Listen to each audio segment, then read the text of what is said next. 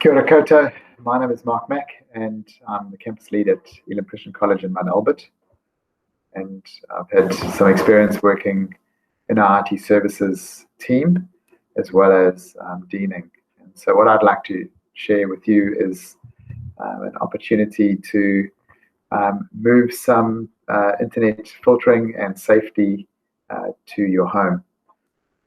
The thought of you leaving home and not locking your door, or coming home and going off to bed and leaving windows and doors open or unlocked is a scary thought. One of the things that we do is that we make sure we do those things, and we even have burglar alarms and those kinds of safety devices around our house. What we don't necessarily do is do the same with our devices, and in some ways our devices can actually let people or stuff or ideas into our homes. And what I'd like to share with you is a way in which you could lock some of those doors or close some of those windows, or put some boundaries or fences in place for that. So what I'd like to do is just share a video with you. Network for Learning is one of our Ministry of Education providers for filtering within our school and through all schools in New Zealand. And so they have something that's available to all of our families, in which you can take the filtering that we have here at school, which is all appropriate to content that is good and is checked. So here is a video from them.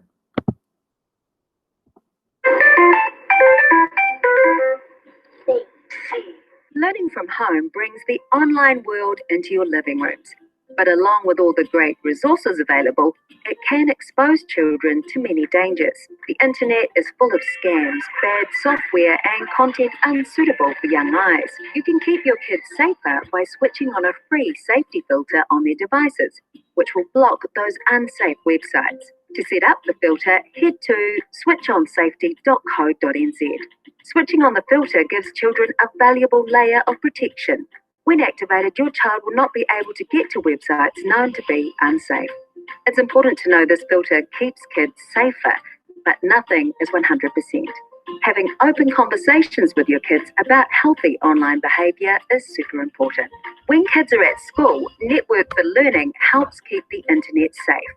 Now, with this filter, they're making it safer online at home. Yeah, NetSafe absolutely supports Switch On Safety because it deals with a big chunk of issues that happen online and tries to filter out a lot of bad content. And whenever a young person's on the internet, you can be in a very safe place, but only a very short distance from a very dangerous place. It's not about whether you trust your kids or not. It's about stopping that world that's out there which is trying to get at your devices and steal your information and do things which are inappropriate. There's no time like now. Head to switchonsafety.co.nz and help protect your kids online.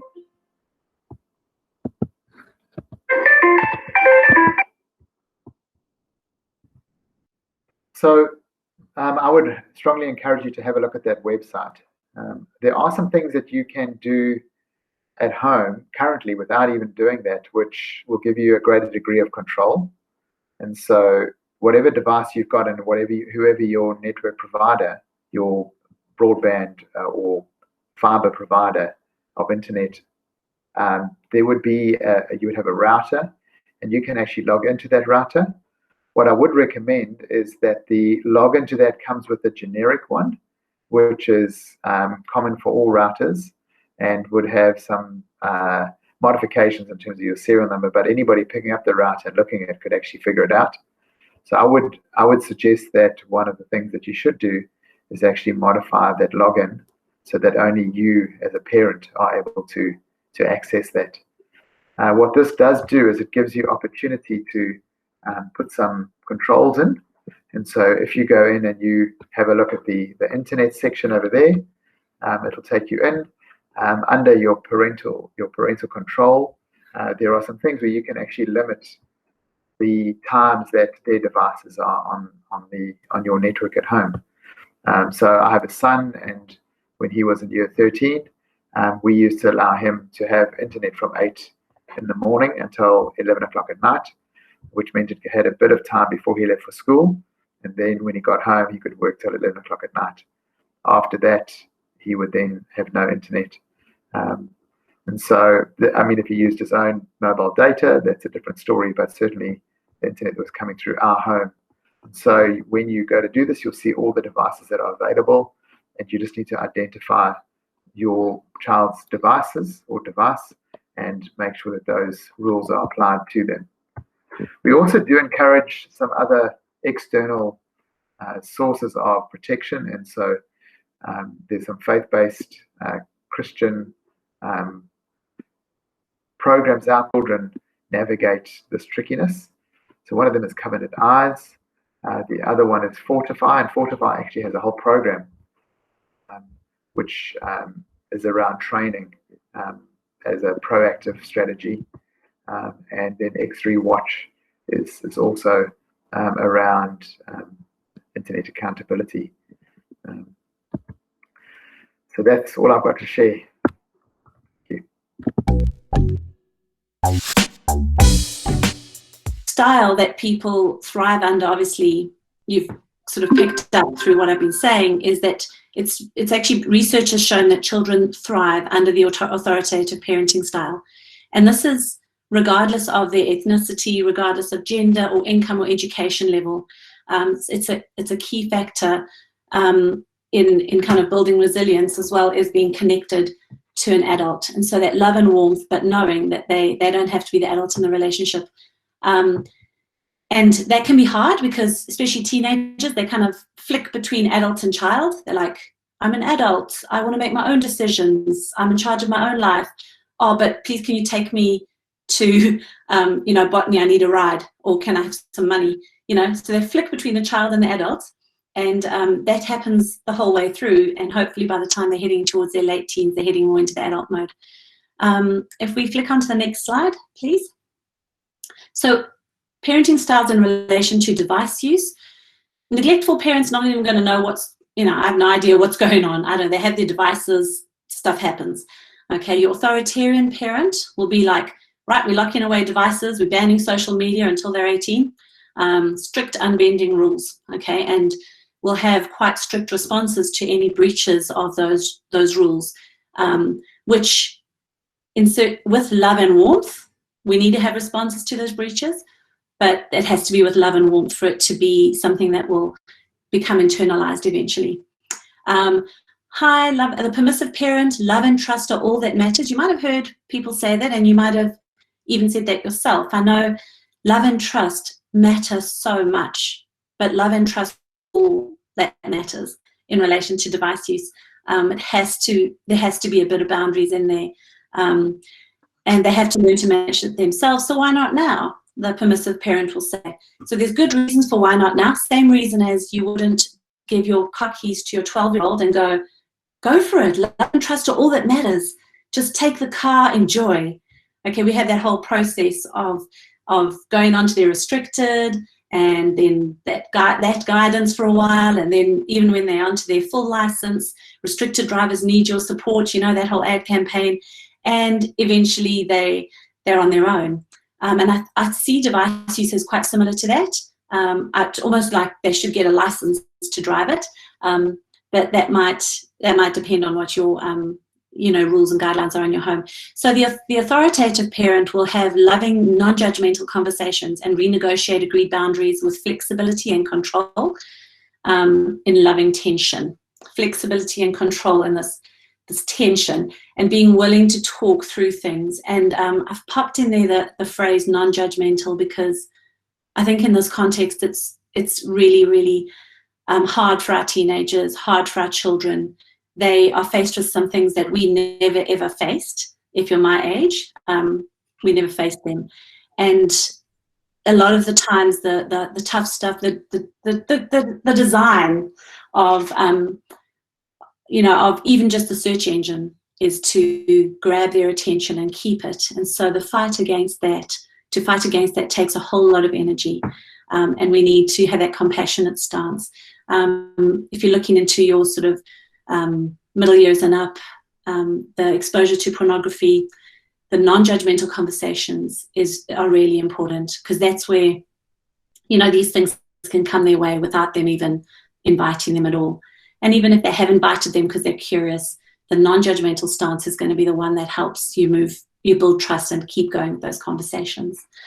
So, yeah, I hope that gives a bit of a context, and maybe you can think about yourself. Am I being a bit permissive now? I'm leaning a bit towards that side, or am I being a bit authoritarian now? What does it look like and feel like to be authoritative? So yeah, if there's any questions, you can also pop them in the chat, and I'll be handing over to Nicola. Hey there. So I'm Nicola Voisey, and while I'm talking, I want you to keep two questions in mind. So what is the purpose of our screens in our house, and does it support the values that we hold in our home? So, I mean, some of us use devices for babysitting. It might be for education, it might be for entertainment or teaching. You need to decide what are our devices going to be used for. And then, how does it support what we value in our family? And my sister gave me this really awesome line when I just started having kids. It doesn't matter whatever anyone else does, in our family, we. And that takes the pressure off of, oh, so-and-so's allowed to, because you can say, in our family, we. Okay, so I want you to think about those two things while we're going through. I'm just going to tell you who I am, because I don't think it's fair that someone talks to you and you don't know their background. So I work at Elam Christian College. I'm a middle years teacher, but my hat that I'm wearing tonight is actually as a mother. And in my family, we have 5 kids. Our age span is over 13 years. So our youngest was born when our oldest was 13. So we've had to negotiate screens from a time where there was no bring your own devices at school, right through to iPads and then into laptops. And now my oldest is on his own, working and independent of us. So I have a little bit of expertise trying to manage children, and our span of children have very different personalities, so one size doesn't fit all. We've had kids in 7 different schools, so we've seen how different schools actually approach using devices and homework and permitting what goes on at school as well. My disclaimer is I'm not perfect. I don't come from a perfect family, and my kids are definitely not perfect, but I'm just going to give you some ideas of how our family has kind of negotiated this. So Emily, the next slide is talking about some of our values. Now these are kind of not negotiables. Screens means anything that you're on. So you can't hop off the computer and then go on your phone, because that's still called being on a screen. At night time, we like to put screens on a shelf and let them be charged overnight. We do that even if friends come over and visit. We'll put the phones or the screens on a shelf close to mum and dad, so that the kids aren't using them into the evening. We did have one child, we ended up having to literally use a padlock and lock the device away, because that child worked out when mum and dad were asleep, sometimes they could sneak into the room and have it. So we have had to go that extreme with the devices, but most of the time they've been pretty respectful with leaving the devices on the shelf. The next one is we like to be involved with our kids on their screen. So I'm not always good at this, but I have a child who's like, oh, Mum, come and play Minecraft. And I have to remind myself, that's my child inviting me into their world, and that's a real privilege to be part of their screen world. And that's a good place for you to be part of, so you're kind of aware what's going on. I'm useless at Minecraft, and this child totally knows that I am, but still wants me to come and be part of their online world.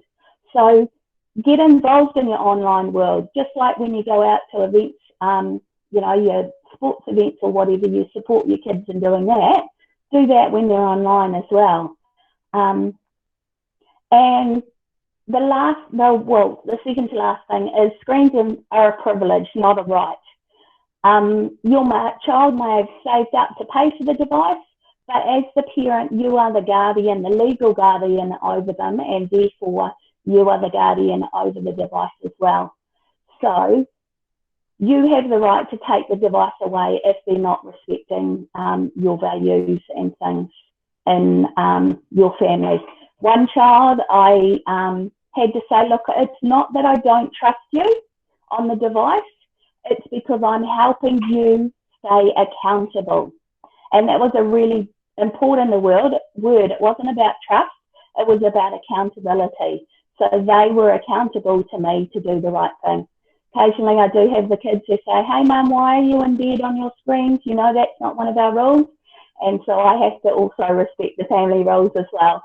And the final thing that I just put in is keeping a relationship with your kids is really, really important. So talk to them and keep those conversations open even when they're a teenager, and just not saying much at all to you, still keep the conversations open. So our next slide is going to talk about the practicals of what the Voisey family actually do. Our first thing is we have public screens. So our screens are actually in our lounge and we can hear what's going on. The kids might have headphones on, but we can hear the conversation that's going on. That's just because behind closed doors, things can happen. My parents, when I was growing up, said we weren't able to have friends as guests in our bedroom behind a closed door for the same reason, just to keep us a little bit safe.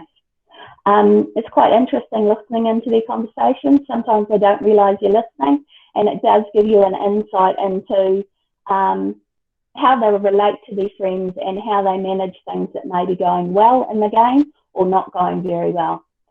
We have friendly screens, which means when kids come over to visit our place, yes, you can have a bit of screen time, but also you have to have non-screen time, because we don't want you all focused on the screen the whole time while your friend's here. It's good to get out and do other things as well as screens. So we've negotiated kind of a combination of when a play date happens, we let the kids have a combination of on-screens and off-screens. I think with younger kids, it's better to maybe have less on-screen time and more doing other things. We now have a 13-year-old who's really into online gaming, so we make sure him and his mates are able to game together for some of the time that they come to visit. I find a time is really good to make sure that I stick to, you know, it's time to hop off for 5 minutes. I put a timer on for 5 minutes because I'm not always good at checking that 5 minutes time. Or you're allowed on screen for half an hour, put a timer on, and that means it's open for everybody to know when the half an hour is up. And the final thing is human screens. And our family really appreciates kids getting together, particularly in lockdown with one child. They really enjoyed connecting with friends online. And so we put higher value on a game where you are playing with people that you know than just gaming on your own. So a friend of mine had a Clash of Clans game, and that game was a closed game, and it had all their cousins on and the aunties and uncles and friends from church, and that game was a safe place for them to play because it only had known people. So I've got one kid who's just getting into the beginning of their teens, and I'm having to constantly, a couple of times recently I've had to say, hey, we don't know who this person is that you're online with. You need to not play this game with that person. You need to be online with people that we know. And that's just internet safety. I wouldn't let them go play down in the playground with a stranger. So it's the same with online. And I have used that that story with them about being safe. We just don't let you just go off and do whatever. Rightio, Emily, the next slide, please. So I had a friend of mine, and what she did is for every minute that you spent developing a skill, learning a language, reading, playing an instrument, then you could have the same amount of screen time, which was really awesome. Her kids were really close in age, so they were all doing a similar thing at the same time, and that's why that really worked. And it was a win for her because she got them upskilling, and it was a win for them because they were also getting a reward and some screen time out of that as well. With our big spread of the family, we've had to talk to the older kids about, is this appropriate for your younger sibling to be watching? And the kids know I'm really fussy about, I don't like killing games and blood games, and they're pretty respectful in just playing games that aren't killing and aren't blood. And that's my personal standard. My husband's a little bit more flexible with that, but the kids know games for me, no blood, no killing. I've had to be a little bit more gracious to the kids as they got older and into the end of their teen years, because they're now becoming independent of me, so I'm a bit more flexible with their whatever games that they're playing. And I've had to learn to parent based on the age of the kids that I'm working, the age of my kids. You can find out what other families do. It's really good to chat to other families and see what they're doing. There's often tips and tricks that they might be able to give to you, and you might work out something that works better for your family. Now, finally, and this goes back to the disclaimer that I said at the beginning, different kids need parenting in different ways. And we've been really honest with all 5 of our kids and said, we need to parent you in different ways. A 5-year-old doesn't need their device to do homework. But a 16-year-old, a lot of their homework is going to be on their device. So we have to be a bit flexible in how much time's allowed to those different ages of kids.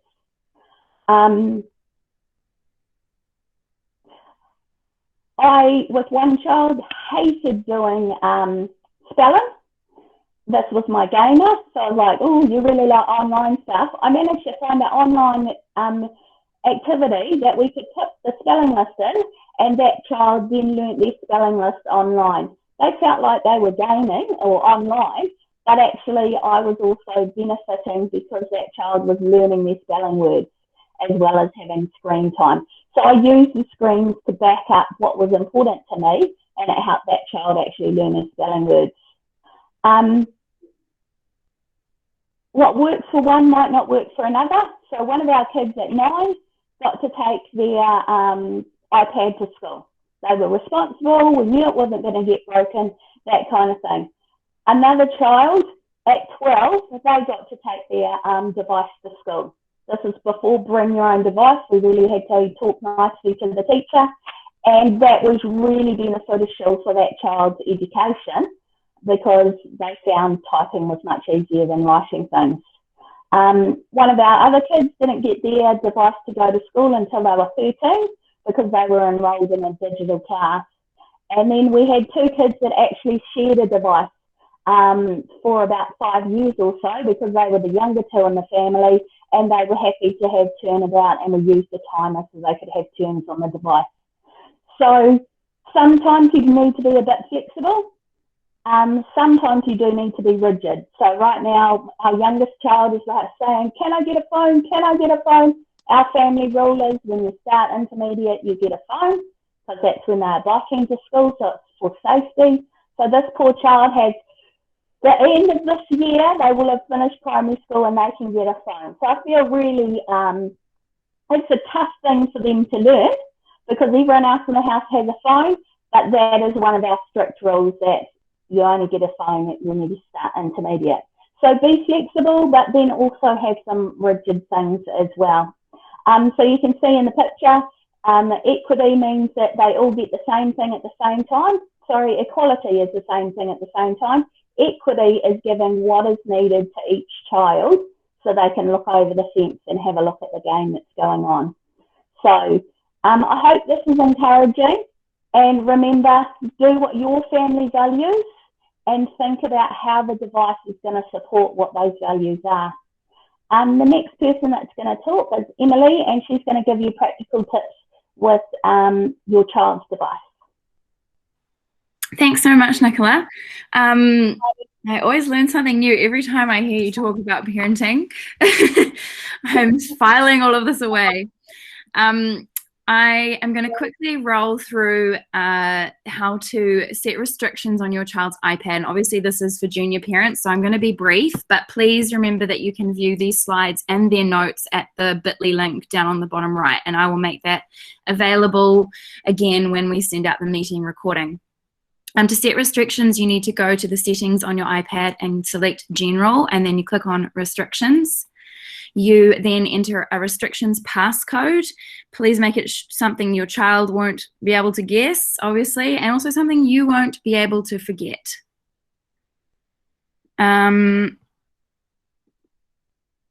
Sorry, apologies. And then you can look at you may want to disable your child's ability to delete apps. I know there have been times when there was a problem with students who just decided they didn't want the Mathletics app on their iPad anymore. And that's annoying because then you have to reinstall it. And also you may want to turn off in-app purchases because that will save you some heartache. And there are many stories about that. Then also you may want to change the ratings. Now it's important to note that these restrictions will be preset to allow any content, but that does not mean that your child has necessarily been exposed to anything. It's more a precaution for anything they might stumble across, and it mainly pertains to Apple apps, so the iTunes, the movies, the books, Siri, things like that. The one you can change the setting from explicit to a range you're comfortable with for your child. Also, when it comes to the website settings, so when you access website settings, you get 3 options. You can allow all websites, you can limit adult content, or you can only allow specific websites only. Now, if you have, it may seem like common sense to select specific websites only, but if you, this can be very restrictive for your child when they bring their iPad to school, as we as the teachers don't have the restrictions passcode. We can't, if we want to take the child to a teacher-guided educational website at school, they won't be able to access it unless it's been input prior to that. So we just ask that you select limit adult content, and our school has an excellent web filter. However, if you must insist on having specific websites only, we just ask that perhaps you give the restrictions code to your child's teacher, so that when they are visiting a website, the teacher can allow that website. I hope that's clear enough for you. There are notes along with that slide if you want to reread that. Another thing to be aware of in your child's browser is the history. This is a really great way to keep track of where your child has been, whether they've been next to you or on the other side of the room, or if they've been at someone's house or at school. Anywhere, this history will show you where they've been online. I've been told in the past to consider making a rule, no history and the device is history. In other words, if I can't see your device history, you must have had something to hide, so therefore you lose your device for a determined amount of time. Now, things have changed a little bit. Private browsing is now a little bit harder to recognize. I tested this last night on my own iPad. I have been using the new dark look on my iPad. And so you used to be able to see if your child was private browsing because the browser the bar at the top would be a different color, but that's not you're not able to spot that now. So you actually have to check if they're in a private browsing session. Now, private browsing means the history is not recorded. So that's important to know. Your child will access it by clicking on the top right. They look like a couple of pages on top of each other, and then selecting private. And it opens an incognito tab. You can do this in Safari, and you can also do this in Chrome. And in Chrome, you will have a little, it looks like a little private eye up in the address bar. So that's a little bit easier to spot. You'll see the little icon appear. So that's private browsing. Guided access is another really handy thing. I actually heard of a year 10 who uses this to make sure he doesn't go on anything else when he's supposed to be studying. I thought that was brilliant. But it's great for kids if you want to make sure they stay in one app. You set a passcode for this. You go to accessibility, you go to guided access, you set your settings here. Let me find my notes on this.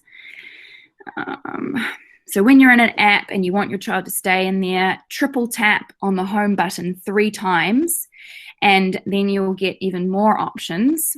You can turn off their access to the volume, the home button, and even different parts of the screen itself. And for more information on how to use this feature, because it's extremely handy, you can try searching iPad guided access in either Google or YouTube for a little bit more information around that. I use this with my daughter just to make sure that when she's watching an ebook, that she's only watching the ebook. She doesn't end up in something by mistake, because it's very frustrating for her mostly. Another thing I would like to draw to your attention is the Our Pact app. And this is a multi-platform program, so you can use it on Android or Android or Apple. And it doesn't matter if you have an Android and your child has an iPad, you can still use it and set it up. It's free with one device. We can have 10 devices, up to 10 devices for, I think it's $2 US a month. And there's even more premium features as the price range goes up. As you can see, there's some great features for just managing devices. I love the feature that if your child is at somebody else's house and you're not sure about their internet filtering, you can just flick their ability to access the internet off from wherever you are. Another thing you could try if you didn't want to try this is the Apple Screen Time feature, which is with iOS 12 or higher, which I'm sure most have now because that was quite a while ago. So yeah, that is that app. Just some really handy websites that I use as a teacher and also recommend highly to parents. Common Sense Media is where we get our digital citizenship curriculum from, but they have a parent portal and it has reviews and reviews for media as well as reviews for maybe you want to support your child in learning. You can find good app recommendations from parents and teachers. Another one is the Culture Translator. I love this email. I get sent it weekly and it always teaches me something. Even though I'm on Instagram and other social media platforms, you just can't get enough information about the types of trends and issues that are occurring in your child's world. It's a very easy, brief read. Highly recommend that free email. They also have some great parenting packs as well that you can buy. Pluggedin.com is also a great website full of reviews. It's run by Focus on the Family. So it's all biblically based. Good Pictures, Bad Pictures. This is a fantastic book for talking to your children without talking to your children about pornography. You can either read it yourself just to get some ideas of how you might broach this topic, or you can read it with your children. So a very good book available to buy in paperback, but also an ebook. Also, I always recommend to people, if you're not familiar with the iPad, get to know your child's device. There are so many ways you can do this. You can either do YouTube, Google, iBooks is another one. Also on iBooks, there are some great guides to helping your child navigate their iPad as well as the online jungle itself. So Sean Brooker, our former head of Junior Campus, he has produced this book, Keeping Your Child Safe in the Online Jungle, and it's an excellent read. Cool. All right. So the next one is this book here, Left to Their Own Devices, written by a friend of a friend. And when she gave it to me, I thought, oh yeah, okay, I'll read it to be polite. But honestly, very easy read and great strategies. It's quite a thin book as well, so you can read it quite quickly, and it's for parents of all age children. And then, in case you're wondering, here's a quick reference sheet for all of those things I just spoke about, and I'm happy to answer any questions you might have on those. All of the links and more information on them will be available in these slides, though, so if you want to get the link to them, just check out in the slides. So that is us. Now we just wanted to open up for some questions and answers that had been posted in the chat. I think, though, that most questions have been answered. I think there was a question for Nicola about the spelling app she used. Yeah, it was a while ago when the 13-year-old was in primary school, but I did just have a quick look online and I found this app called Spelling Bee. I don't even know how I can show you what it looks like. There it is there. And I'll just show you a photo of the, right down the bottom, that little tick one is the spelling bee sort of picture. And that you can actually type in your child's spelling words for the week. And then they can do a fill in the gap, unscramble the letters, or just type in what the word is. So that's a good one that I just looked up now. I'm sorry, the other one has been deleted. It was an Australian app that schools were using, about 5 years ago. So spelling bee with the pink tick is the one that looks really good that I've just had a play with now. Thank you so much, Nicola. All right, well, if there's no more questions, I am going to give a couple more minutes, or maybe just, does anyone have anything they want to type in the chat quickly before we finish off? And I will ask maybe if Murray Burton, if you are out there, perhaps you could send us home. I am. I certainly am. Can you hear me, Emily? Loud and clear. Okay. Well, can I just say to parents, thank you so much for again giving us an hour of your time. All of the information that these incredible people have presented to you is available, will be available. Emily will make sure of that. But if you can't find it, you just contact us and we will make sure that you get it in some form. And you can revisit it, you can come back to it, you can come and talk to these people. I am so impressed with the commitment of our staff tonight. Absolutely.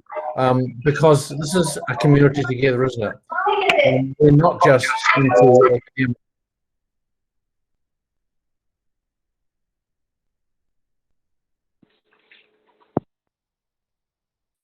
Sorry, Murray, can you unmute yourself? I have accidentally muted you. Apologies. You missed all that wonderful stuff. No, just the last like 20 seconds. Apologies. It's fine. It's not wonderful stuff, but I just wanted to say that we're into life choices. And as you and we navigate life together, we want to be able to one day come back and say what a blessing it was to partner together, parents, teachers, and our children, to bless them in their life choices. And as a result, they have made good life choices. They've gone on to thrive and grow in Jesus, and they have skills in abundance. Wow. It is a dark world out there, but you know what? We've got to embrace it positively, use the skills and navigate things. One of the reasons we got involved with technology so heavily right at the beginning was that to ignore it would have been to put our head in the sands, because technology is what is the now. But of course, now we know that we have to be so healthy in the way we use it. We are very aware at school, for example, that too much screen time is not good. And our teachers are very aware of having that blended program where we're not on our iPads or our devices, laptops all day by any means. We've still got work to do on that, and we continue to conduct rigorous internal evaluation around that. We have a Wi-Fi school, but of course we know that life's far more than that. And the other aspects of running and throwing and doing physical education and learning an instrument, chatting and talking, reading a hardcover book and laughing and joking about it, and building good skills to be able to make friends with lots of people throughout life, and knowing how to make friends goes along with being able to decide online what we think is true and what is not. So, Emily, you are absolutely amazing. Yvette, Mark, Nicola, gosh, absolute gems tonight. Why don't we just finish in prayer? Remember, you know where to find us, and we will continually come back and work with you to ensure your children are safe, both at school and at home and wherever they go. Father, in Jesus' name, we thank you that we can ask for your help. We thank you that we can submit our homes, every nook and cranny, into your keeping and your care. And I plead the blood of Jesus over every home tonight. I pray you would favor that home. I pray that you would protect every home and what happens in that home. and not just about devices, but relationships, how we do life together, the choices we make, the things that comes out of our mouth. Lord, thank you that you know so well that what goes in comes out. Inputs determine outputs, and I just pray that we would feed on your word. We would encourage our children to do the same, and we would make good choices in what we read and devour online. Lord, we commit ourselves to you. Thank you that you never leave us nor forsake us. Thank you for your blessing on us as a school and all the wonderful homes that are both represented here tonight and those who couldn't make it. Lord, bless the Elam Christian College community. Bless every other Christian school in New Zealand. Bless state schools where our other children might go to. May there be good quality leadership and decisions made right through every school in New Zealand. Thank you for our Prime Minister and the incredible job that she is doing. Guide her and lead her, Father. And so we commit ourselves back to you. In Jesus' name, amen. God bless everyone.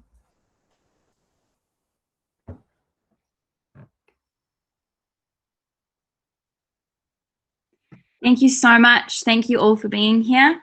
I'm going to finish with this slide. If you have any questions that didn't get addressed or you couldn't ask, or any feedback you would like to pass on to us, we would really appreciate it. It is our first one of these, so please be kind. digitalparenting@elam.school.nz is the email address to send that to. And yes, like Murray said, I will be making sure that you will get hold of this recording and its corresponding information, but if you somehow miss it, please just email us, we will get it to you. We're planning on doing another one of these in term 3, and obviously we want to get a little bit deeper into some topics. We'd love to hear what's on your mind right now, and what is topical for your kids, and what we can help with. So yeah, thank you all for being here, and I will say ta-ta.